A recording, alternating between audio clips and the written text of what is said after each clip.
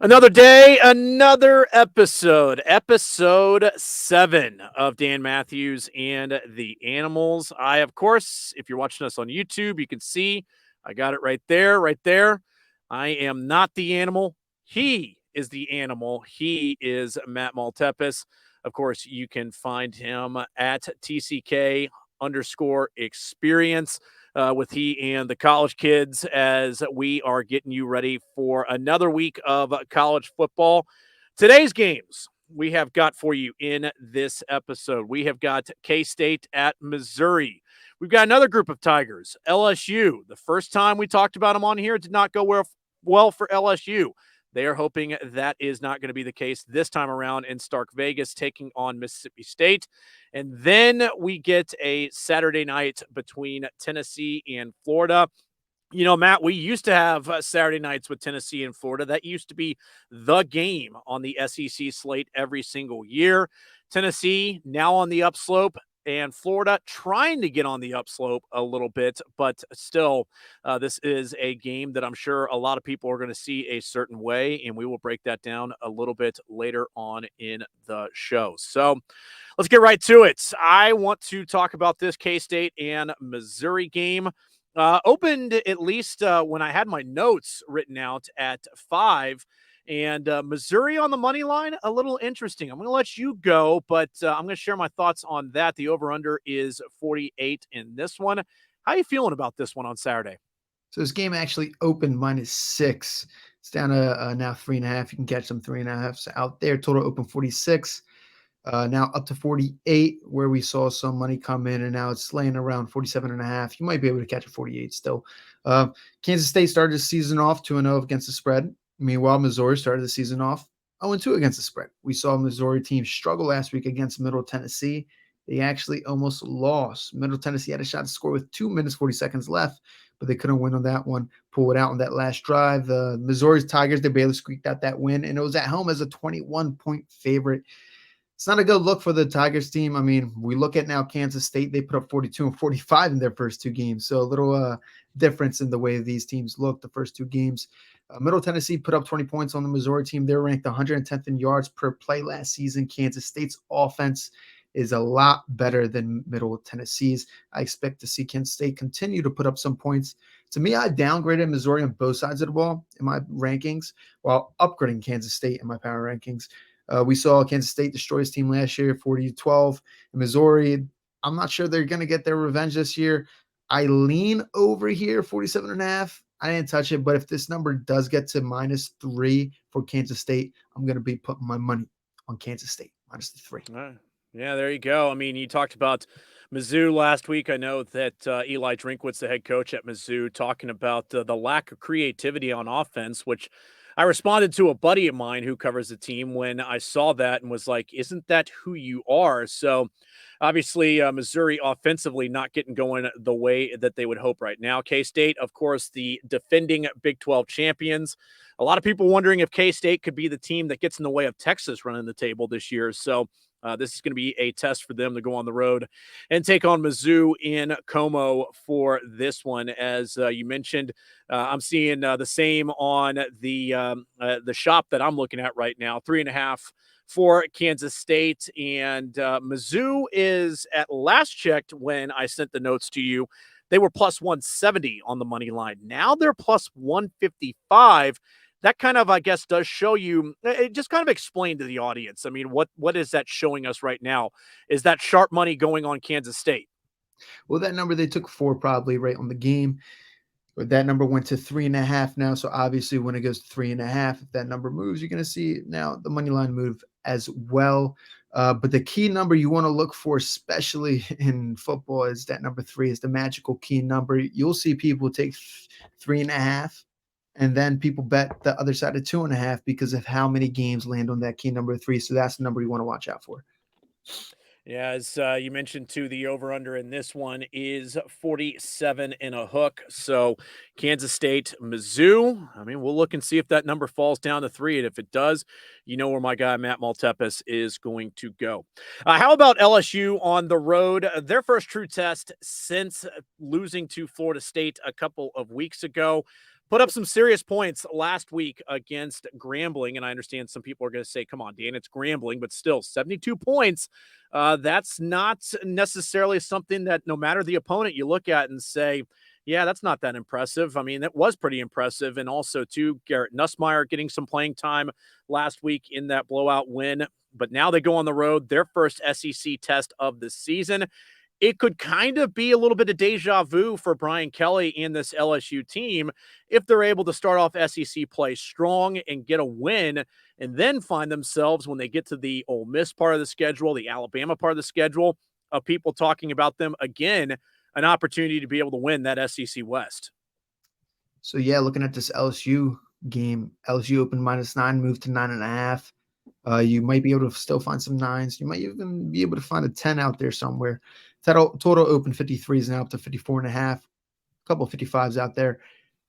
To be honest, I don't think this game's going to be very close. I think I'm going to bet the alternate spread. I'll let you guys know. Follow us on Twitter at TCK_experience and watch out for that. But I mean, everybody wants to look at this LSU team like they got beat by Florida in every category and that they're finished, but that's not the case. I mean, they lost to Florida State, obviously, by double digits. But when you read between the lines, they almost matched Florida State on all metrics in the box score. And we saw at half how even that game was. It was only in the second half that Kelly got outcoached. So I'm not ready to quite quit on this team yet. Now, when we look at the Bulldogs, if you look at the last game for Miss State, I mean, Miss State was laying 9. They went to OT with Arizona and squeaked out a win. But if you dive into the box score, they got beaten in almost every category except what? Turnovers.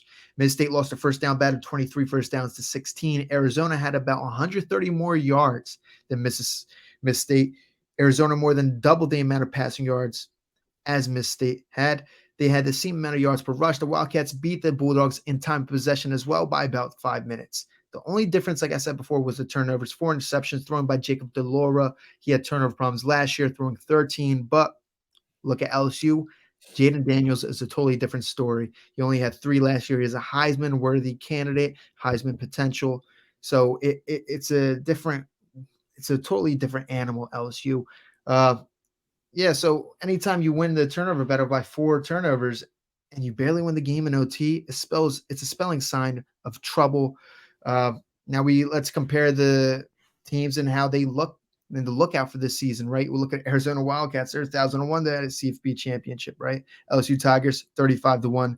I mean, I went big on LSU here. LSU -9. It was a big burial for me.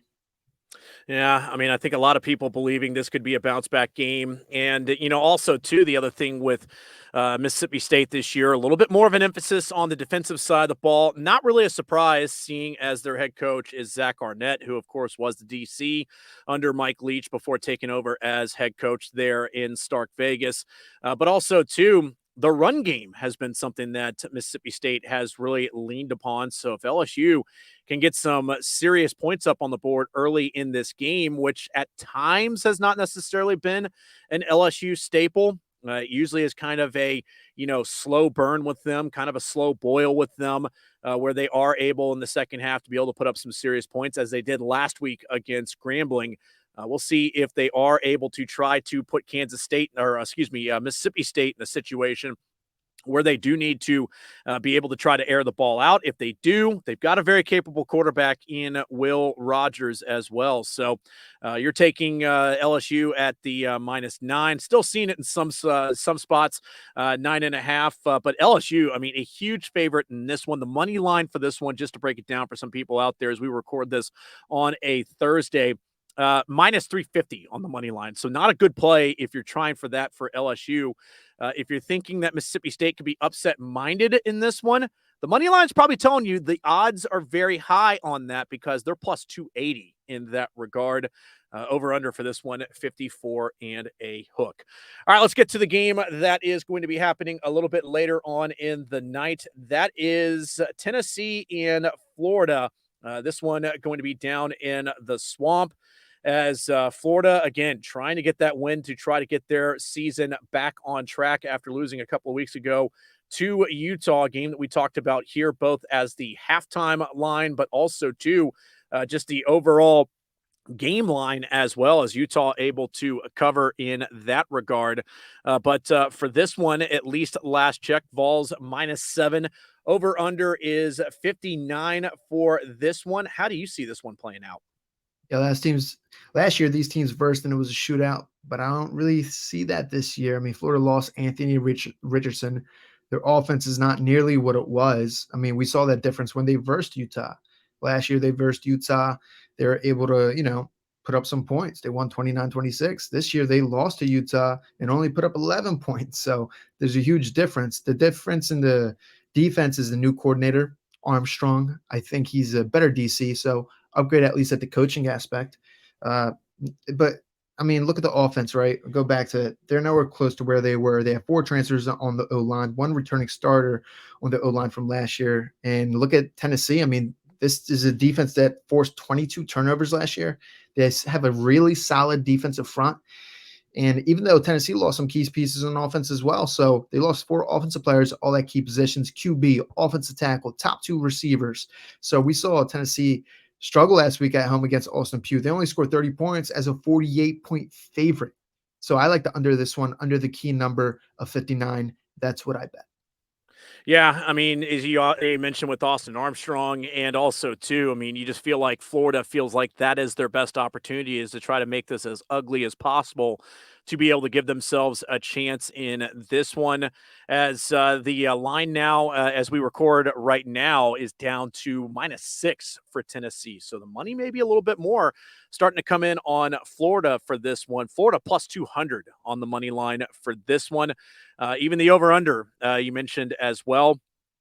It is creeping down by the moment. So if you want to get it in that 58 in the hook, 59 mark right there, I'd say go ahead and get on it right now as you listen to us. Go ahead and pull up those apps, do whatever you need to do, and be able to get to that line locked in. All right, let's close it out with this one. I mean, we've really zoomed through those 3 games that we have. I mean, just a quick little recap here before we wrap up episode 7. You want to see if that K-State line gets down to 3. If it does, you like the Wildcats for that one. Lean the over, 47 in a hook for that one. LSU, if you can get the -9, take LSU minus the points. And then you like the under, that 59 in that Tennessee-Florida game. Are we leaving any out for the audience out there? Got a little something special. Extra move. Go to the Minnesota North Carolina game. I mean, we look at the first game that UNC played against South Carolina. They won 31-17, but honestly, they should have put up more points in this one. UNC's defense should have let up a lot more points as well. South Carolina had 4 turnover on downs too, which were at the UNC 20, which could have ended up easily being points on that board. Tar Heels also had turnover on downs at the South Carolina 29 in scoring position. I don't think this UNC defense impresses me at all. I think it's actually pretty bad. I mean, we saw that last week when they let up 34 points to Appalachian State, giving up 500 yards with over 200 on the ground. I think Minnesota's going to do much of the same. Put it on the ground, run over this team. They're going to run over the weak Tar Heels defense, carve it up. But Drake may do the same thing on his end as well to the Minnesota defense. Last year, Minnesota was ranked top 10 defense despite being outside the top 100 in defensive line havoc rate, tackles for loss, and passing down sack rate. Why? Because they only versed one top-tier offense, and that was Penn State. Do you know how many points Penn State put up on that team last year? 45 points. I'm expecting some regression for this Minnesota defense this year. I bet over 49 this one. Over 49 for this one. And I think probably for everything you just mentioned right there, probably a good play for this game. So, again, another Easter egg at the end of the show. Don't say we never did anything for you. Hey, do us a favor. Please like and subscribe to the channel if you like this episode. Tell your friends about it as well, as we are also up on SoundCloud, wherever you get your podcast needs is another way that you can be able to take in the show. I mean, look, we go about 15, 20 minutes or so, and that is enough to be able to get you to work, get you ready for the weekend, and get you fired up for college football. So we do all of those things right here on Dan Mathews and the Animals. This is episode 7, Easter egg at the end. Like I said, don't say we didn't do anything for you. I'm Dan Mathews. He's Matt Maltepes. We appreciate the time as always, and enjoy the college football weekend. We will talk to y'all in episode 8 to recap the weekend that was. And then episode 9 next week, Matt, jam-packed schedule for that I'm week ready. of college football, and we will have it all for you next week, episode 9. So we're fired up. We're ready to go. We appreciate you all listening out there. This has been episode 7 of Dan Mathews and the Animals. We're coming for everything.